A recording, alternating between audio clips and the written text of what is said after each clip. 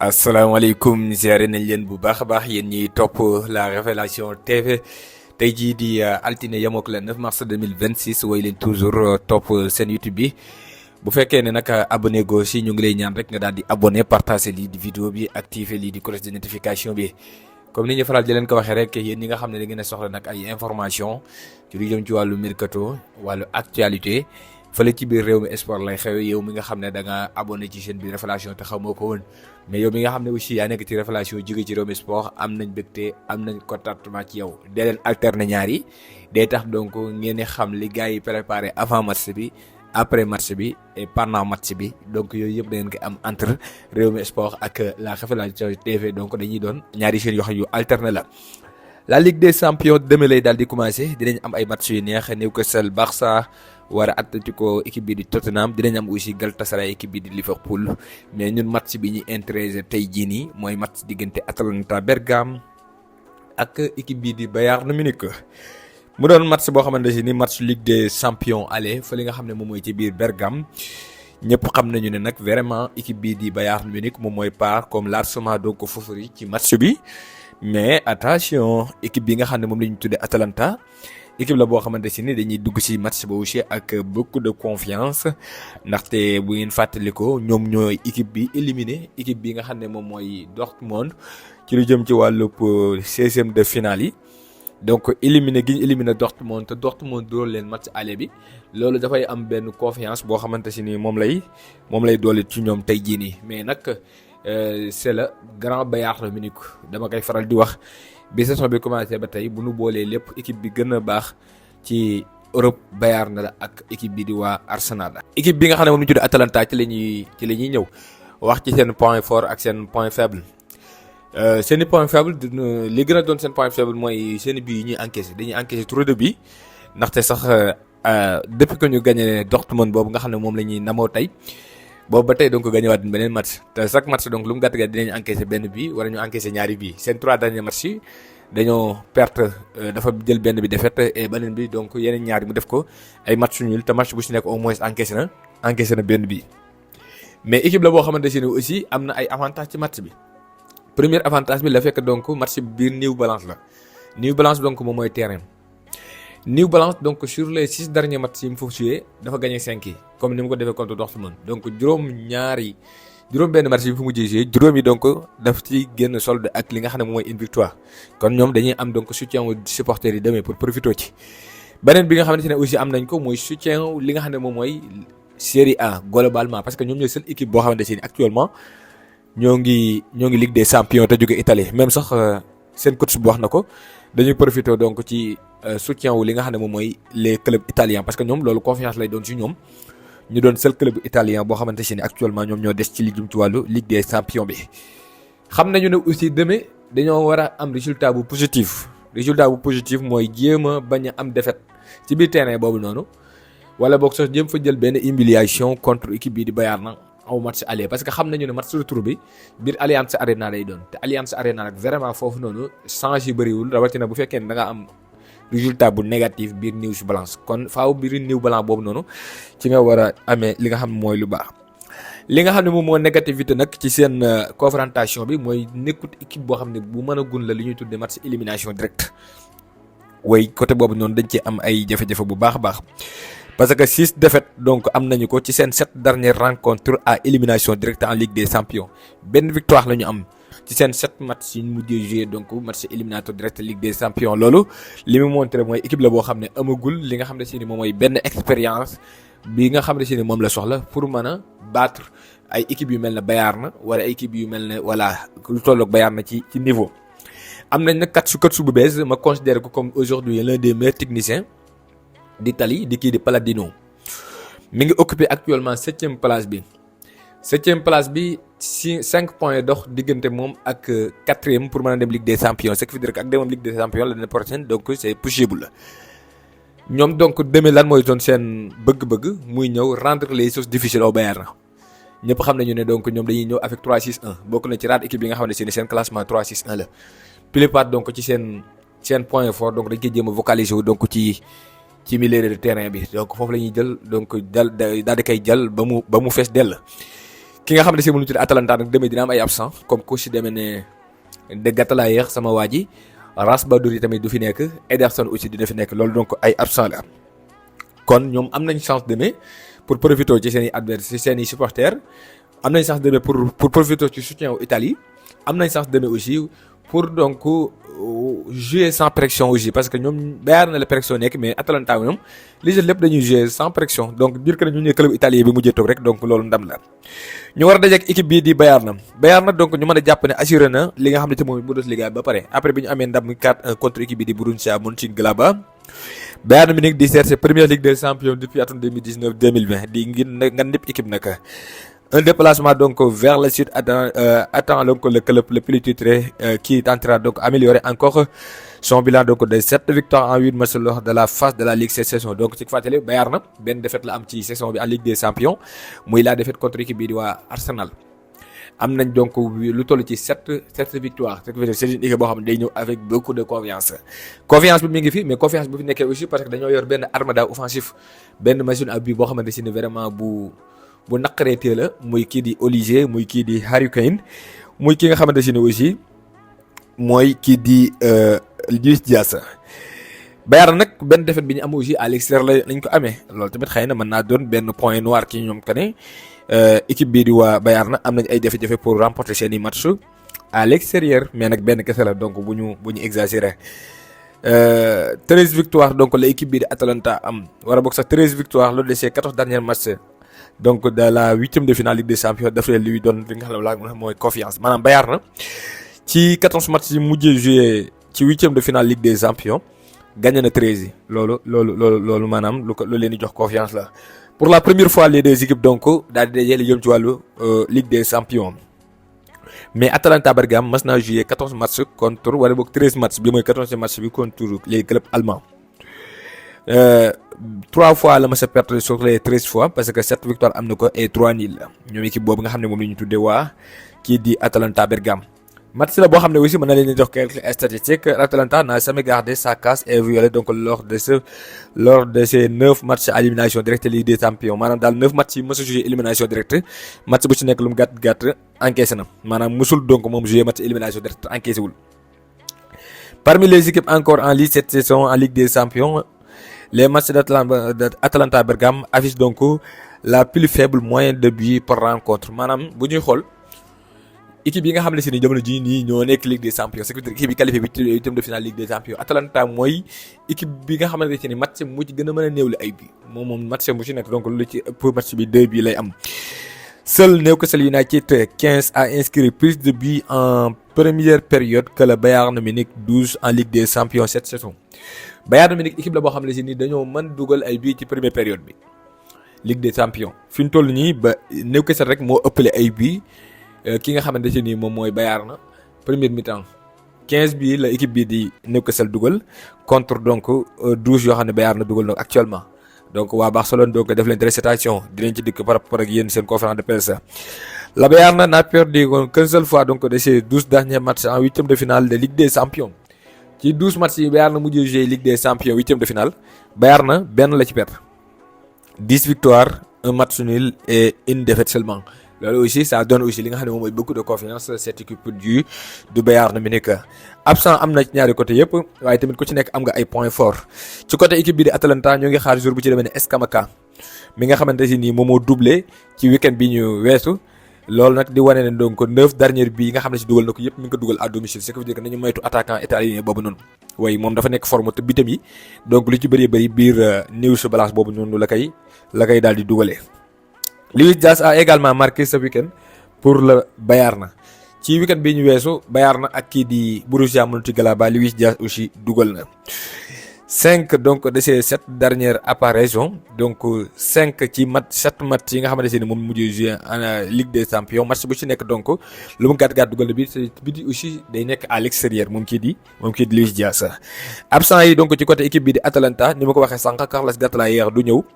Ederson du ñëw Raspadori du ñëw Scalvani donc du ñëw booy xool donc absent bi gën a rëy ci seen côté vraiment ci attaque ba la nekk mooy kii di De Gatlayer Ederson ak kii di Raspadori. ci côté Bayern Munich Harry Kane rek moo incertain woon mais dina mujj disponible finalement parce que voyagé na ak lii di groupe bi le reste donc tout est donc parfait kon lii moo doonoon donc benn lii di jàngat bu ñu doon def ñu ñëw nag maintenant ci lu jëm ci wàllu conférence de presse bi pour lu jëm ci wàllu sunu pronostic mooy que Bayern demain dafa war a ñëw donc jéem a lijjanti qualification xam nga Bayern bokkut ak li ci ëpp ci club yi nga xam ne ñoo nekk Ligue des Champions actuellement. Par exemple Atalanta Arsenal dafa ñëw pour xeex pour gagner Ligue des Champions mais le problème mooy Arsenal dafa boole au moins 4 trophées yu mu war a jëli bi ci gën a metti di Premier League te City bàyyiwu ko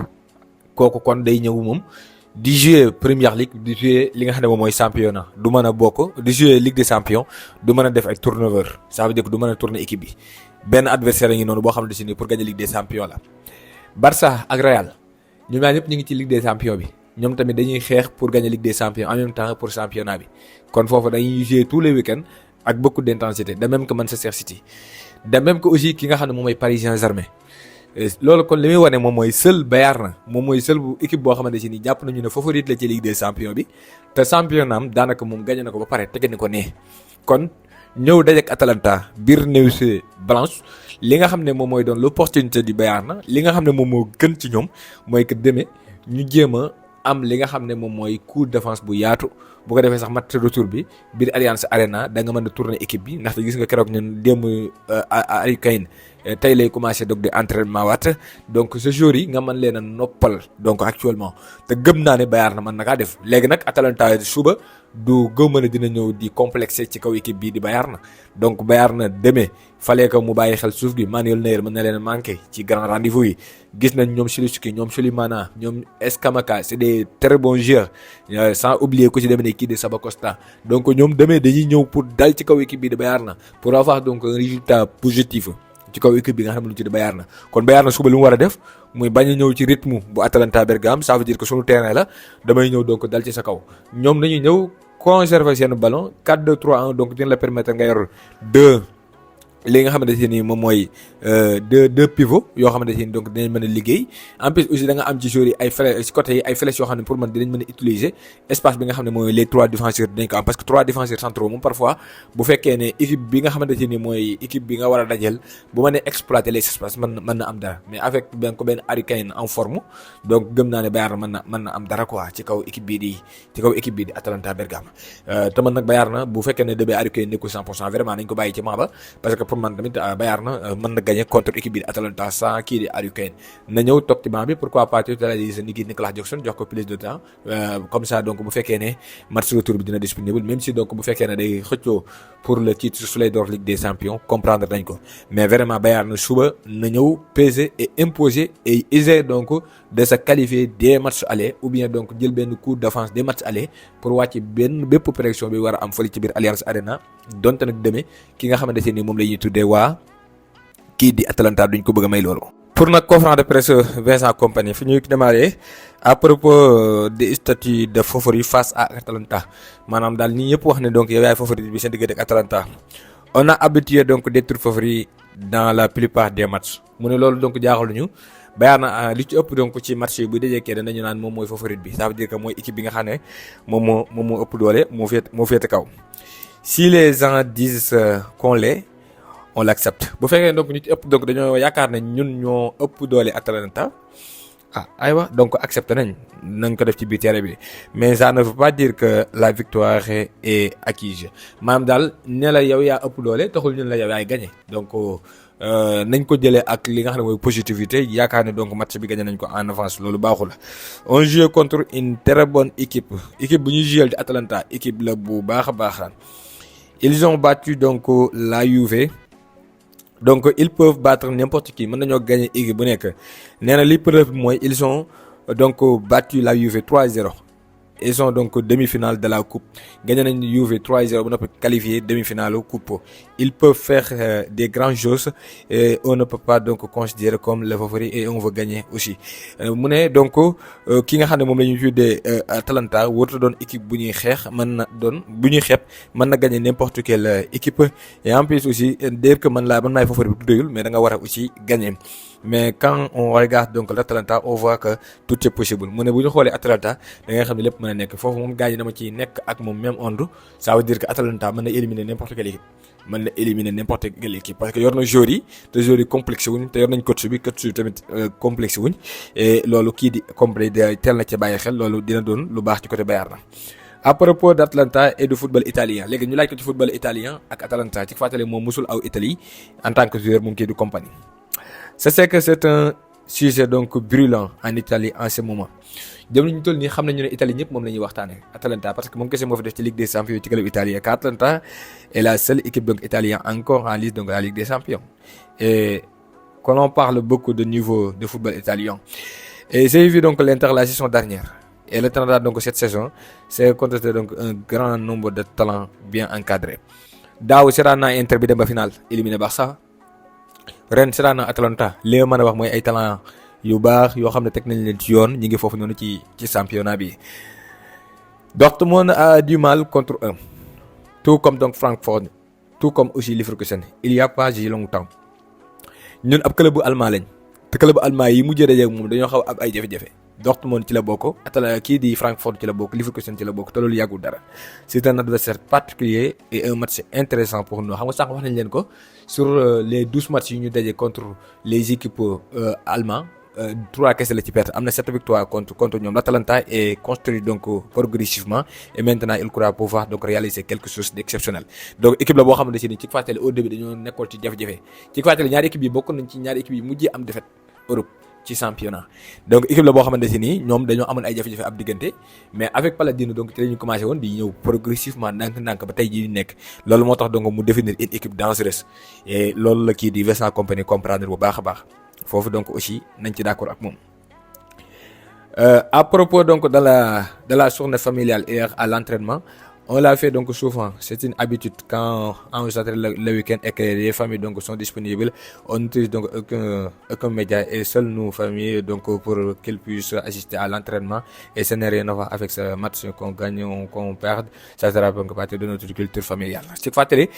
ci match ci démb seen dernier entraînement bi dañoo bàyyi seen njaboot gi c'est-à-dire seen doom yi ak seen jabar yi ñu ñëw seetaan si mais ñu benn média mu dugg si nee na loolu yàgg nañ kaa def et habitué nañ ko du match bi moom moo toll noonu mais lu ñu yàgg di def la moo xam mu gagné mu ñu perte donc ñun moom suñu njaboot rek la ñu am. À propos donc de la pression des phases finales donc dóor mu toog bi ñu laaj ko ci wàllu pression bi mu ne ce n'est jamais perçu cela comme de la pression mu ne bokkuma ak ñenn ñi ni ñu ko gisee yaakaar ne ay match huitième de finale dóor mu toog pression la ça dox donc cette période où l'on a une chance et il faut donc d'abord le mériter mu ne moom di nekk ay huitième de finale ay dóor mu toog lu ko neex la mais nag. Dóor mu toog donc gagner day fekk nga mérité ko nous jouons donc le match retour à domicile et nous voulons donc aller plus loin donc match retour bi biir Allianz Arena lay doon et bëgg nañu sori trop ci compétition bi nous avons clairement affirmé les objectifs du Bayern dans cette compétition ñun xam nañ suñu objectif mooy gagner Ligue des Champions bi donc nous sommes actuellement dans une période dans ce tunnel et où tout est parfait actuellement pour gagner Ligue des Champions ñu ngi ci yoon bi actuellement effectif bi rodé wu na et joueurs yi ñu ngi ci forme ay lépp jaar na yoon aucune peur il suffit donc de saisir notre chance bu ñu tiit fenn Ligue des Champions bàyyi kenn moomu ko donc compagnie loolu la bëgg a wax bàyyi kenn moomu Ligue des Champions bi donc ñoom day ñëw pour saisir seen chance donc pour remporter cette Ligue des Champions ci fàttali depuis 5 ans ou plus de 5 ans la Bayern Munich donc remporté li nga xam ne moom mooy la Ligue des Champions donc compagnie nee na dañuy ñëw yéem a saisir seen chance c'est le Bayern Munich donc mënul jouer ab année te du jël li nga xam ne moom mooy la gagner mënut a disputer ab compétition te objectif bi du doon remporter ko donc compétition bi mu mën ci doon Bayern bu ciy dem donc li nga xam ne moom mooy priorité bi mooy remporter ko. toujours moom l'actuel coach du Bayern mi ni nga xam ne daaw donc amoon na lu ko métti lool bi ko équipe bi di Inter éliminé parce que xamoon na ne moo ëpp doole Inter te Inter mujj na dem donc voilà loolu tamit dañ ci bàyyi xel daaw Bayern na ab club bu italien moo ko éliminé donc voilà équipe bi nga xam ne si ni moom mooy Bayern na xam ne italien à propos donc de la titularisation donc de Jonas Hurbeek mooy gardien bi ko war remplacer Neuer. Il donc acquiert beaucoup d'expérience suñu toll nii moom mi ngi jël expérience bu baax a baax moom xale bi ce n'est plus donc sa première fois nekkutul ne bi mooy première fois muy jouer match bu mag rawatina ngoonu Ligue des Champions mais il ne s'agit pas donc de Jonas seul il s'agit donc de la performance de toute l'équipe bu ñu ñëw rek yaakaar booy bi ci gardien bi mais ku ci nekk da nga war a def sa liggéey muy milieu terrain bi muy gardien de but bi muy attaquant bi muy défenseur bi donc travail de l'équipe la war a Jonas en fait partie et n'a pas besoin donc de jouer un rôle différent donc ci la bokk xam na ne donc bokk na ci ñi nga xamante ne nii ñoom ñoo war a def seen performance comme ni ñu ko war a defee mais pas que dafa war a ñëw donc yanu ou bien ñu ñëw rek yaakaar ko ci moom. ñëw na ci forme physique bu Harry Kane et sa disponibilité pour débuter match est-ce que dina mën a titulaire Harry Kane. Harry Kane a fait une bonne séance d'entraînement aujourd'hui tey Harry Kane entraîné na te entraînement bi amul ci benn problème mais nous préférons attendre demain matin pour voir comment il a récupéré li ñu préféré mooy xaar ba suba pour xool ba xam naka lay récupérer ci bilan bi. Il est donc important pour nous et qu'il soit présent et qu'il puisse jouer un rôle demain en tout cas am na solo rek déjà ànd ak ñun ñëw ci réew mi di Italie pour préparer pour match suba gi ñëw bi mu ñëw rek donc baax na pour l'équipe loolu li mu wane mooy titularisation bu Harry Kane wóorugul. ñu laaj ko ci Atalanta toujours mu ne nous affrontons une équipe physiquement très forte mu ne équipe la boo xamante ne physiquement moom équipe bi ko mën bëriwul loolu gars yi wax nañ leen ko sànq ba Atalanta 6 milieux de terrain lay indi avec des pistons boo taxawul donc ci milieu de terrain bi rek mën na la indil problème moo tax physiquement ñoom dañ lay teg lu métti. Notre jeu présente donc des similarités donc avec celui de Dortmund mu ne donc ñun suñu jeu dafa xaw a niroog jeu wu Dortmund loolu nag mi ngi wane ne kon buñ moytuwul jafe-jafe yu Dortmund amoon mën nañ ko am. Une défense donc à 3 donc la position de balle et la recherche de solutions en profondeur donc ñoom défense à 3 la ñuy jouer donc solution yi dina ci bokk position de balle bi waaye tamit fexe ba am solution ci profondeur bi moo tax sànq ci début vidéo ma leen di wax naan mën nañoo utiliser donc fayitu défense à 3 parfois muy utiliser seeni flèches muy ñoom Luis Diaz ak ñoom Olise pour faire du mal l'équipe mais le pressing d'Atalanta est impressionnant depuis donc plusieurs années équipe la boo xamante ne nii pressing lay def nga dëgg ku teg 6 milieux de terrain li ngay def à chaque fois moom mooy récupérer le ballon en haut donc plus rapidement donc loolu souligné na ko c'est un donc élément clé de leur succès. bu ñu yegsee fii tey pressing bu baax moo tax ñu yegsee fii ils ont donc l'expérience européenne et notamment remporté une victoire convaincante face à une solide équipe de Leverkusen mu ne am nañ expérience lii di Europe te yéen a ngi fàttali ko daaw jéeg gaañ ba Alonso mënta woon am benn défaite ak Leverkusen Atalanta gii moo ko doon finaalu Europa League donc Atalanta googu noonu kon léegi du tout équipe bu ndaw ci Europe. Ce n'est pas donc un adversaire facile nekkul équipe bu yomb lu waaye man di wax même si ñoom ñooy septième. Il ne faut surtout pas les sous-estimer bu leen xeeb ñoom équipe bi de waa Atalanta mën nañu ñëw donc bett ñëpp tous les experts savent que ce match peut être intéressant ñi nga xam ne si nañu am xam-xamu football ñëpp xam nañu ne match bu kenn mënta pronostiquer la mooy Bayern mën na ñëw gagner comme Atalanta aussi mën na ñëw gagner mais nous avons nos atouts et nous sommes conscients d'affronter une équipe italienne mais nag am nañ luñ mën a indi loo xam ne gëm nañu ne buñ ko indee mën nañoo gagner xam nañ bu baax a baax ne aussi équipe bi ñuy daje équipe bu italien la boo xam ne si nii bu baax la dafa mel ne fii la conférence de presse bu compagnie bi daal di terminer yaakaar naa ne demee kon leer na naa ñi que ne le coach du Bayern a donné vraiment des sens à cette équipe d'Atalanta xeebu ko reconnaître na ne équipe la bu sonal club bu Allemagne mooy door na fi Francfort bu yàggul équipe la bu fi door Leverkusen bu yàggul bu fi door Dortmund bu yàggul dara reconnaître na aussi am nañ expérience su compétition européenne muy la Ligue Europa muy la Ligue des Champions